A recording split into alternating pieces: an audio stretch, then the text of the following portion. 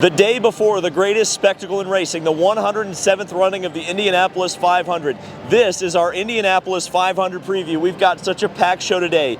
We do an interview with the starter of the Indianapolis 500, Aaron Likens. We've got the grid positions for you if you don't already know what those are, and we're going to have our predictions for the 107th running of the Indianapolis 500, including my pick. And I will just tell you right now, as of the beginning of the recording of this video, I still don't know what's about to come out of my mouth. Stay tuned.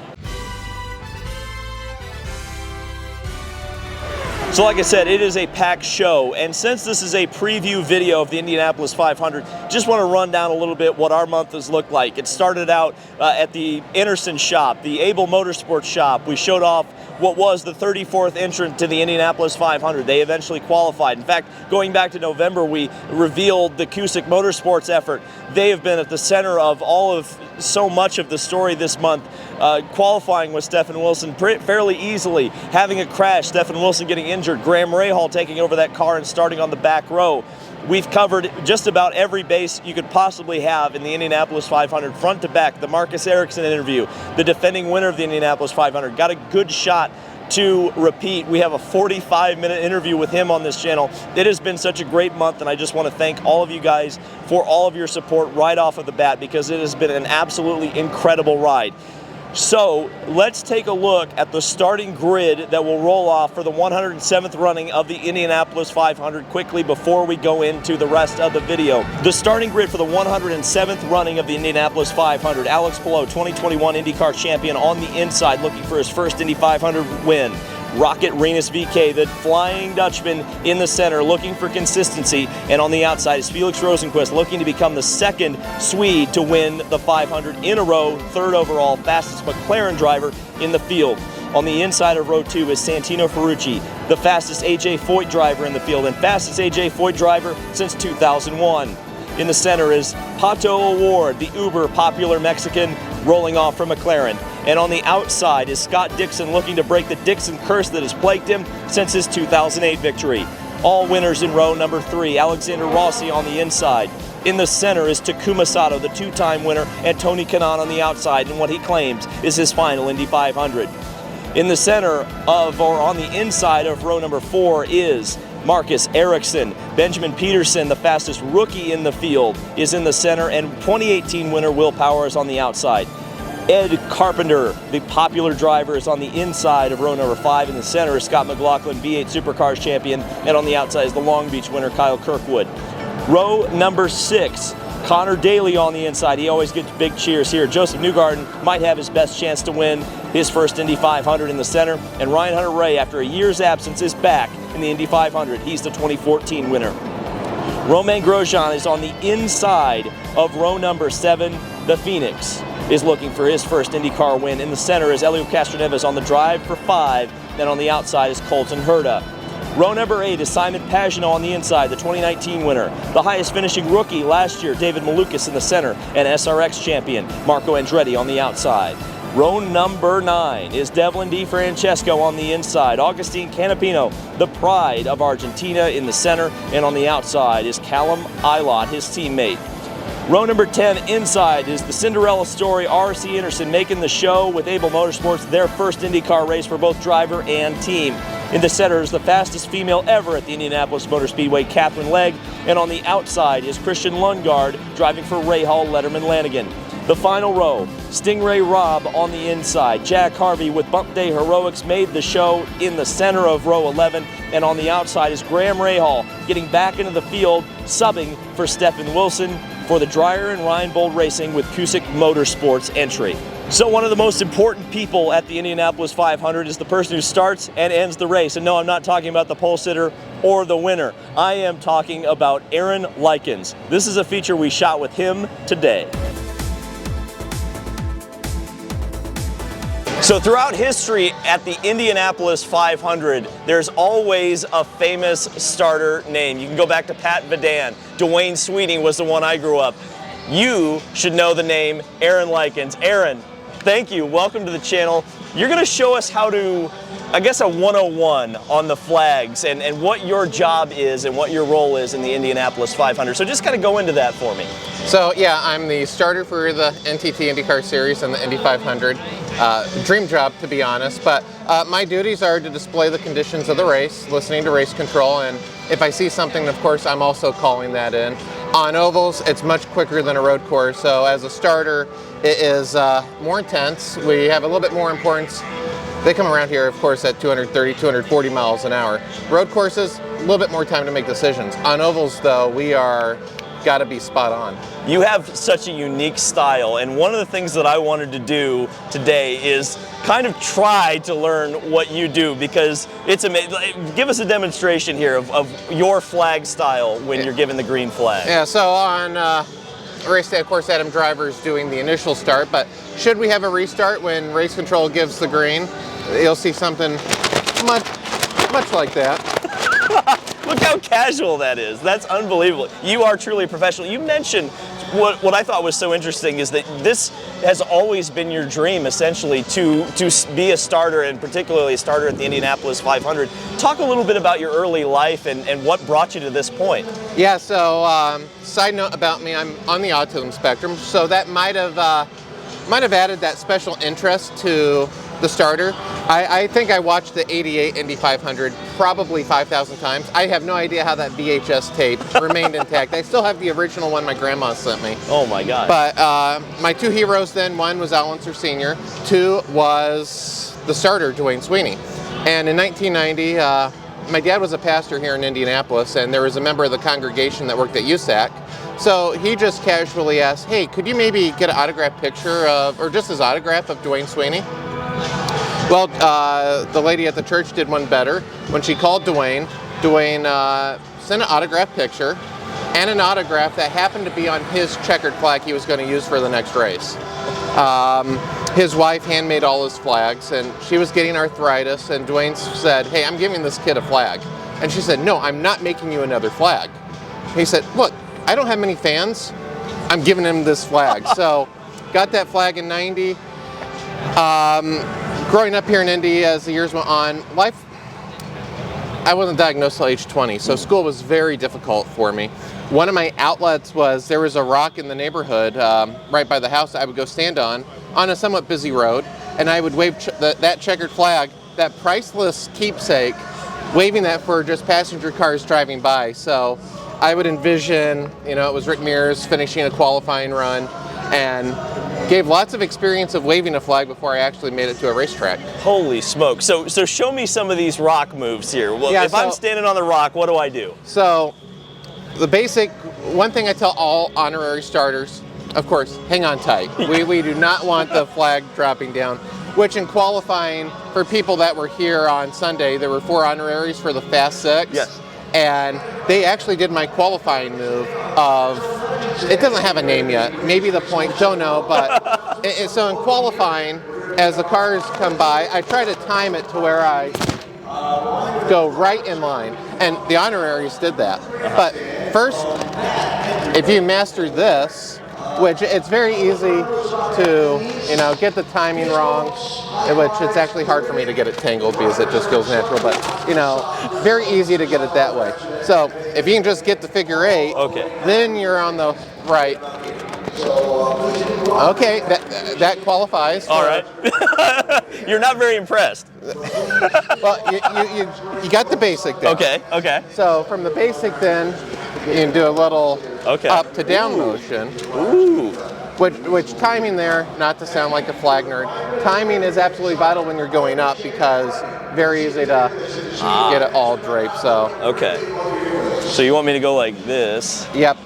So up like this. Up, and you want the fabric facing you. Fabric facing. So like this. Yes. Oh. Okay. Let's see if I can do this. So like this. I'm not very good at this. You're the professional. 36 years of... 36 years that my dad bought my first set of flags from the museum. They used to have a whole set of flags, maybe 12 inch by 12 inch, and got that when I was about 5. Oh my gosh, that's incredible. So you mentioned you were on the autism spectrum. How difficult was that growing up? Because I know things have changed so much in that respect. I mean, I've heard some interviews with you where you've mentioned that really people didn't even know what was wrong with you.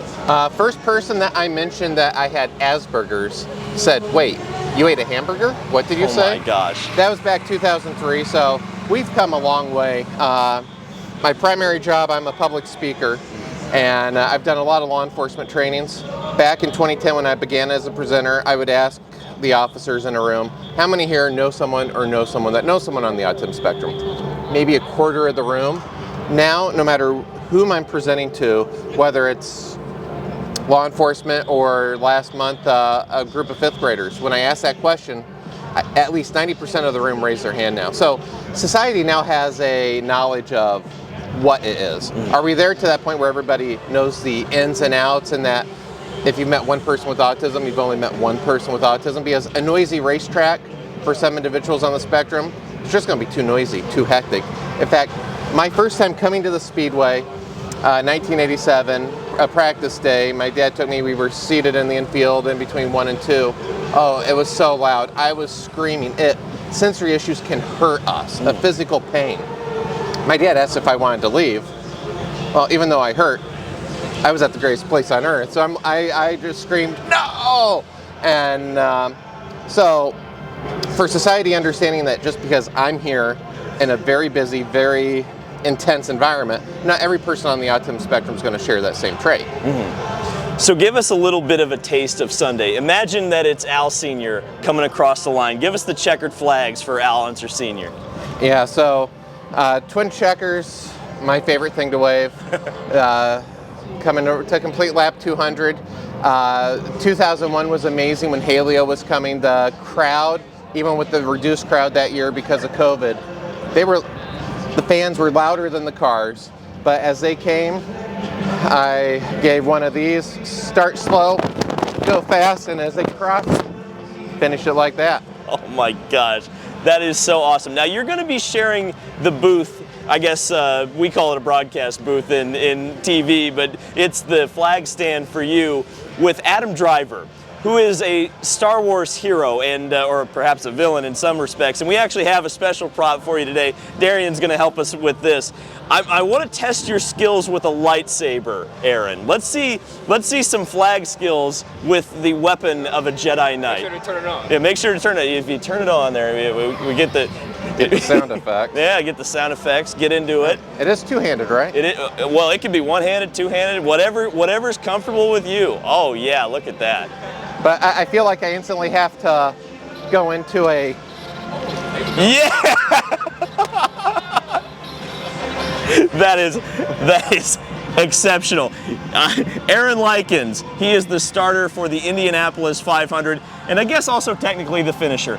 Thank you so much, Aaron, for talking with us on this channel. So when we're talking about predictions for the Indianapolis 500, because I think a lot of people are going to be talking about that today, we decided to throw some numbers at you, and that is that your starting position, believe it or not, oftentimes affects your finishing position. This is our history segment for today on the starting positions that have won the Indy 500. More often than not, your starting position in the Indy 500 determines more than just where you roll off the grid. History would indicate that it might determine where you finish. Although there have been 107 runnings, there are still 9 starting spots in the 33-car field where no one has ever won the race. The record for the furthest back a winner has started was set in the very first edition of the race, with Ray Haroon starting in 28th starting spot. That mark was equaled by Louis Meyer in 1936. This year, R.C. Anderson looks to duplicate it. And to state the obvious, that means that no one has ever won from last starting position, let alone the last row. Jack Harvey, Stingray Robb, and Graham Rahal will be looking to break that this year. The furthest spot towards the front without a win is 18th starting position. Even though no one has won the race from 18th, 2014 champion Ryan Hunter-Reay has as good a shot as any to change that. Other notable starting positions in this year's race that have never won the 500 is David Malukas in 23rd, Marco Andretti in 24th, Augustine Canapino in 26th, Catherine Legg 29th, and Christian Lundgaard, who rolls off in 30th. 21 times the winner has started from the pole. The last to win from the pole was Simon Pagenaud in 2019. Alex Palou starts there tomorrow. The front row has accounted for 45 total wins in the history of the 500, far and away the winningest row in the entire field. If you believe the stats, Palou, Rinus VeeKay, and Felix Rosenqvist are in the prime position to win. And so one of the big things that everyone's going to be talking about in this video is the predictions. I'm sure you are writing your predictions right now in the comment section below, and we decided to ask some of our friends in the media center who they think is going to win this year's Indianapolis 500. I've got to go with Alex Palou, and yeah, that's the bland vanilla pick because he seems like he's the fastest guy this weekend, but he's been knocking on the door the last couple of years, just been outstanding at this racetrack in particular, and Ganassi, they are lightning. My pick for the 2023 Indy 500 winner is none other than Pato O'Ward. My favorite driver is Helio Castroneves. Thank you very much, guys. Tony Kana. My pick to win the Indy 500 this year is none other than the man himself, Will Power. So we're here with Slap on location. Slap, who's your pick for the 500? Takuma Sato, we're going for 3. I'm going to pick Graham Rahal because I'm not supposed to root for a driver, but a story. His comeback is amazing. His father has won here. His father has won here as a team. I'm picking Graham Rahal. Pick would be Joseph Newgarden. Hi everybody, Joe Donahue here. My pick for the Indy 500 in 2023 is Felix Rosenqvist. I think Rinus VeeKay is going to win the Indianapolis 500. This is the toughest, I will tell you right now, this is the toughest prediction I've ever had to make. I was very confident in predicting Elio in 2021. I was very confident in predicting Palou in 2022, though that didn't end up panning out. I think he did have the fastest car. He ended up getting back to 9th, even though being last after a pit sequence. But this Indy 500 is one of the most unique I think I've ever experienced, where truly, truly, truly, I have no idea who is going to win the Indianapolis 500. And I keep coming back to a name, and that name has been on the tip of my tongue all month. And I said yesterday that I doubted him a little bit. It's so tough because there are so many names I want to say. I want to say Joseph Newgarden. I want to say that he's going to get his first Indy 500 win. I want to say Alex Palou. I want to say Rinus VeeKay. I want to say Alexander Rossi. I want to say Scott Dixon. I want to say Santino Ferrucci. I want to say Pato O'Ward.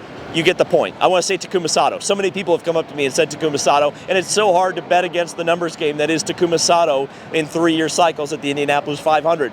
But the name that keeps coming to me, and I apologize if I jinx him, is Felix Rosenqvist. That's my pick. I'm about to jump off this bridge. I have no idea what's going to happen, but Felix Rosenqvist is my pick for the Indianapolis 500. We'll see how that goes. It definitely would go against tradition. It would be very strange. I think it would be a strange historical oddity to have 2 Swedes win back-to-back and only the 3rd in 20 years. But I just think he's strong. I think they're confident. He figured out how to win this race last year. Oftentimes, so often, the Indy 500 winner for the next year comes from 3rd or 4th place the previous year. And I think in some ways, people are going to pick Tony Kanaan for that or pick Pato O'Ward for that. And I wouldn't blame you on that. But, man, they just seem confident. They seem strong, and I don't know. As for the full race, it's going to be interesting because it's going to be a bit of a different Indy 500 than I think we're used to. Tire wear is going to be a bigger factor than I think we're giving it credit for right now, and I'm questioning what it's going to be like in the Indy 500 when the rubber hits the road, so to speak. Pardon the pun, but who's going to keep their tires underneath them? Who's going to manage the fuel the best? Who's going to manage the race conditions the best? Because there's so much talk about how close everything is, but it sure does look to me, at least in the race running, that the field will spread out a lot more than we typically see. And actually, some vintage cars are, well, actually, those aren't vintage. Well, they are technically vintage cars, but they're the 2-seaters going by right now. It sounds and looks like race day right now, which is amazing. But it's going to be such a different race than we're used to, and I just don't know how to predict it. It's amazing. It's the Indy 500, and we cannot wait to share our feelings with you after the Indianapolis 500 today. Thank you guys so much for watching. This has been David Land on YouTube, and enjoy the 107th running of the Indianapolis 500.